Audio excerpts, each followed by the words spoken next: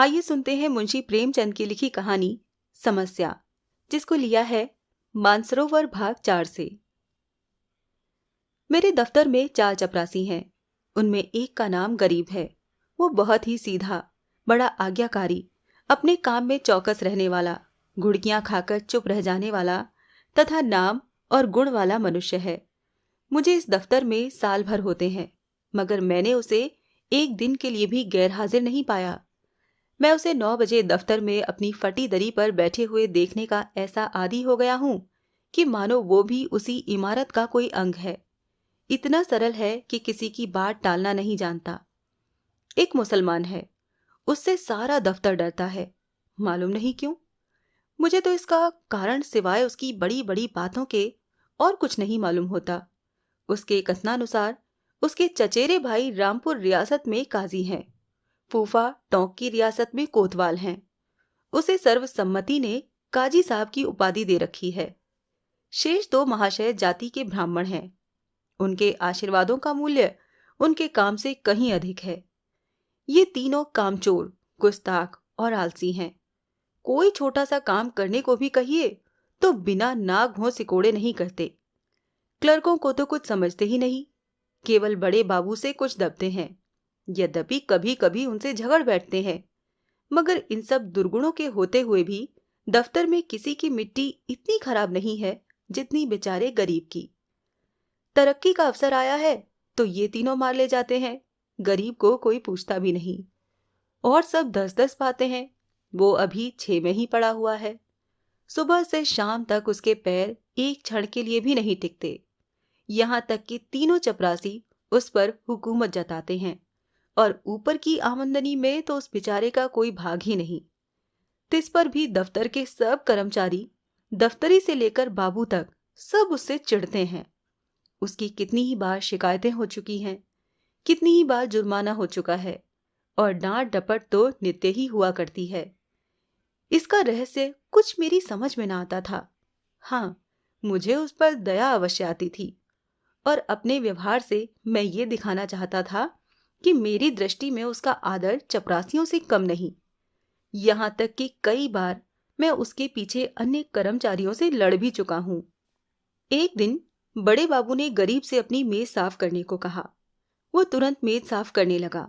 दैवयोग से झाड़न का झटका लगा तो दवात उलट गई और रोशनाई मेज पर फैल गई। बड़े बाबू ये देखते ही जामे से बाहर हो गए। उसके कान पकड़कर खूब ऐंठे और भारतवर्ष की सभी प्रचलित भाषाओं से दुर्वचन चुन चुन कर उसे सुनाने लगे।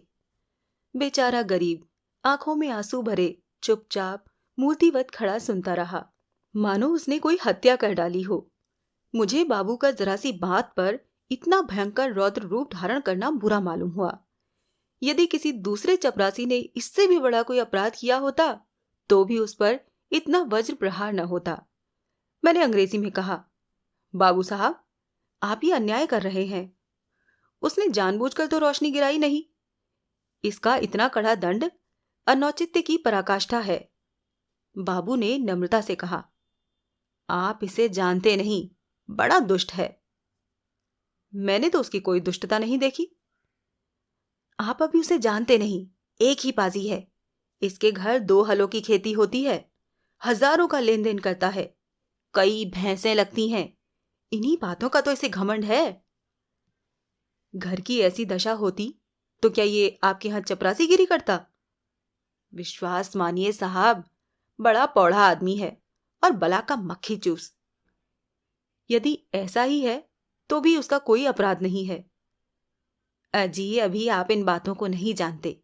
कुछ दिन और रहिए तो आपको खुद मालूम हो जाएगा कि ये कितना कमीन आदमी है। एक दूसरे महाशय बोल उठे, भाई साहब, इसके घर मनो दूध दही होता है, मनो मटर जुआर चने होते हैं, लेकिन इसकी कभी इतनी हिम्मत न हुई कि कभी थोड़ा सा दफ्तर वालों को भी दे दे। यहाँ इन चीजों को तरस कर रह जाते हैं, तो फिर क्यों न जी जले। और ये सब कुछ इसी नौकरी के बदौलत हुआ है, नहीं तो पहले इसके घर में भूनी भांग न थी। बड़े बाबू कुछ सकुचा कर बोले, ये कोई बात नहीं, उसकी चीज है, किसी को दे या ना दे, लेकिन ये बिल्कुल पशु है। मैं कुछ कुछ मर्म समझ गया। बोला, यदि ऐसे तुच्छ हृदय का आदमी है तो वास्तव में पशु ही है। मैं ये न जानता था। अब बड़े बाबू भी खुले, संकोच दूर हुआ। बोले, इन सौगातों से किसी का उबाल तो होता नहीं, केवल देने वाले की सहृदयता प्रकट होती है, और आशा भी उसी से की जाती है जो इस योग्य होता है। जिसमें सामर्थ्य ही नहीं, उससे कोई आशा नहीं करता। नंगे से कोई क्या लेगा? रहस्य खुल गया। बड़े बाबू ने सरल भाव से सारी अवस्था दर्शा दी। समृद्धि के शत्रु सब होते हैं, छोटे ही नहीं बड़े भी। हमारी ससुराल या ननिहाल दरिद्र हो तो हम उससे आशा नहीं रखते, कदाचित वो हमें विस्मृत हो जाती हैं। किंतु ये सामर्थ्यवान होकर हमें न पूछें, हमारे यहाँ तीज और चौथ न भेजें, तो हमारे कलेजे पर सांप लौटने लगता है। हम अपने निर्धन मित्र के पास जाएं तो उसके एक बीड़े पान से ही संतुष्ट हो जाते हैं, पर ऐसा कौन मनुष्य है जो अपने किसी धनी मित्र के घर से बिना जलपान के लौटकर उसे मन में कोसने न लगे और सदा के लिए उसका तिरस्कार न करने लगे। सुदामा कृष्ण के घर से यदि निराश लौटते तो कदाचित वो उनके शिशुपाल और जरासंध से भी बड़े शत्रु होते। ये मानव स्वभाव है। कई दिन पीछे मैंने गरीब से पूछा, क्यों जी, तुम्हारे घर पर कुछ खेती बाड़ी होती है? गरीब ने दीन भाव से कहा, हाँ सरकार होती है, आपके 2 गुलाम हैं, वही करते हैं। गाय भैंसें भी लगती हैं? हाँ हुजूर, 2 भैंसें लगती हैं, मुदा गाय अभी गाभिन नहीं है। हुजूर, आप लोगों के ही दया धर्म से पेट की रोटियां चल जाती हैं। दफ्तर के बाबू लोगों की भी कभी कुछ खातिर करते हो? गरीब ने अत्यंत दीनता से कहा, हुजूर, मैं सरकार लोगों की क्या खातिर कर सकता हूँ? खेती में जौ, चना, मक्का, ज्वार के सिवाय और क्या होता है? आप लोग राजा हैं, ये मोटी झोटी चीजें किस मुंह से आपको भेंट करूं? जी डरता है कहीं कोई डांट न बैठे कि इस टके के आदमी की इतनी मजाल। इसी के मारे बाबूजी हियाव नहीं पड़ता, नहीं तो दूध दही की कौन बिसात है। मुंह लायक बीड़ा तो होना चाहिए। भला एक दिन कुछ ला के दो तो देखो लोग क्या कहते हैं। शहर में ये चीजें कहाँ मयसर होती हैं। इन लोगों का जी कभी कभी छोटी मोटी चीजों पर चला करता है। जो सरकार कोई कुछ कहे तो, कहीं कोई साहब से शिकायत कर दे तो मैं तो कहीं का न रहूं। इसका मेरा जिम्मा है, तुम्हें कोई कुछ न कहेगा, कोई कुछ कहेगा तो मैं समझ लूंगा। तो हुजूर, आजकल तो मटर की फसल है, चने के साग भी हो गए हैं और कोलू भी खड़ा हो गया है। इसके सिवाय तो और कुछ नहीं है। बस तो यही चीजें ले आओ। कुछ उल्टी सीधी पड़े तो हुजूर ही संभालेंगे। हाँ जी, कह तो दिया कि मैं देख लूंगा। दूसरे दिन गरीब आया तो उसके साथ 3 हष्ट-पुष्ट युवक थे। 2 के सिरों पर टोकरियां थीं, उनमें मटर की फनियां भरी हुई थीं। एक के सिर पर मटका था, उसमें ऊख का रस था। तीनों ऊख का एक एक गट्ठर कांख में दबाए हुए थे। गरीब आकर चुपके से बरामदे के सामने पेड़ के नीचे खड़ा हो गया। दफ्तर में आने का उसे साहस नहीं होता था, मानो कोई अपराधी वृक्ष के नीचे खड़ा था कि इतने में दफ्तर के चपरासियों और अन्य कर्मचारियों ने उसे घेर लिया। कोई ऊख लेकर चूसने लगा, कई आदमी टोकरियों पर टूट पड़े, लूट मच गई। इतने में बड़े बाबू दफ्तर में आ पहुंचे। ये कौतुक देखा तो उच्च स्वर से बोले, ये क्या भीड़ लगा रखी है, अपना अपना काम देखो।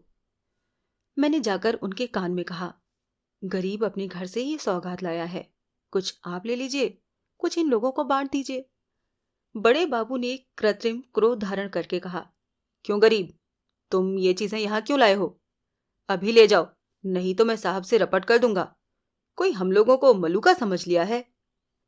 गरीब का रंग उड़ गया, थर थर कांपने लगा, मुंह से एक शब्द भी न निकला। मेरी ओर अपराधी नेत्रों से ताकने लगा। मैंने उसकी ओर से क्षमा प्रार्थना की। बहुत कहने सुनने पर बाबू साहब राजी हुए। सब चीजों में से आधी आधी अपने घर भिजवाई, आधी में अन्य लोगों के हिस्से लगाए गए। इस प्रकार ये अभिनय समाप्त हुआ।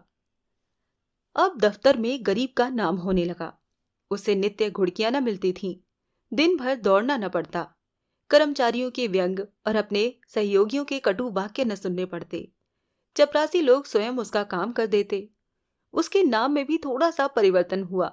वो गरीब से गरीब दास बना। स्वभाव में कुछ तब्दीली पैदा हुई। दीनता की जगह आत्मगौरव का उद्भव हुआ। तत्परता की जगह आलस्य ने ले ली। वो अभी कभी देर करके दफ्तर आता, कभी कभी बीमारी का बहाना करके घर बैठ रहता। उसके सभी अपराध अब क्षम्य थे। उसे अपनी प्रतिष्ठा का गुर हाथ लग गया था। वो अब 10वें 5वें दिन दूध दही लाकर बड़े बाबू की भेंट किया करता। देवता को संतुष्ट करना सीख गया। सरलता के बदले अब उसमें काइयापन आ गया। एक रोज बड़े बाबू ने उसे सरकारी फार्मों का पार्सल छुड़ाने के लिए स्टेशन भेजा। कई बड़े बड़े पुलिंदे थे। ठेले पर आए। गरीब ने ठेले वालों से 12 आने मजदूरी तय की थी। जब कागज दफ्तर में गए तो उसने बड़े बाबू से 12 आने पैसे ठेले वाले को देने के लिए वसूल किए, लेकिन दफ्तर से कुछ दूर जाकर उसकी नीयत बदली। अपनी दस्तूरी मांगने लगा। ठेले वाले राजी न हुए। इस पर गरीब ने बिगड़कर सब पैसे जेब में रख लिए और धमका कर बोला, अब एक फूटी कौड़ी भी न दूंगा। जाओ जहां फरियाद करो, देखें क्या बिगाड़ लेते हो। ठेले वालों ने जब देखा कि भेंट न देने से जमा ही गायब हुई जाती है, तो रो धोकर 4 आने पैसे देने पर राजी हुए। गरीब ने अठन्नी उसके हवाले की। 12 आने की रसीद लिखाकर उसके अंगूठे के निशान लगवाए और रसीद दफ्तर में दाखिल हो गई। ये कुतूहल देखकर मैं दंग रह गया। ये वही गरीब है जो कई महीने पहले सरलता और दीनता की मूर्ति था, जिससे कभी चपरासियों से भी अपने हिस्से की रकम मांगने का साहस न होता था, जो दूसरों को खिलाना भी न जानता था, खाने का तो जिक्र ही क्या। ये स्वभाव अंतर देखकर मुझे अत्यंत खेद हुआ। इसका उत्तरदायित्व किसके सिर था? मेरे सिर, जिसने उसे उग्घड़पन और धूर्तता का पहला पाठ पढ़ाया था।